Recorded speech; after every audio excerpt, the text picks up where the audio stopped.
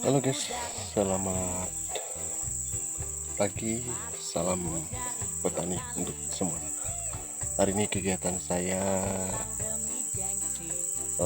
menanam gaharu di tengah-tengah atau di dekat-dekat sawit saya guys ya.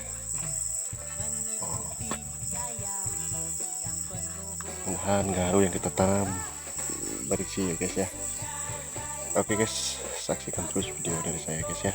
Jangan lupa di like, di komen, dan di follow ya guys ya. Salam tani. Ini guys ya, bibit gaharu kita guys ya, mau kita langsung tanam ya guys ya. Oke guys, saksikan terus guys ya. Oke guys, itu sawit yang baru kita tanam, jadi kita rencana mau tanamnya di tengah-tengah sini ya guys ya. Oke guys, saksikan terus guys ya.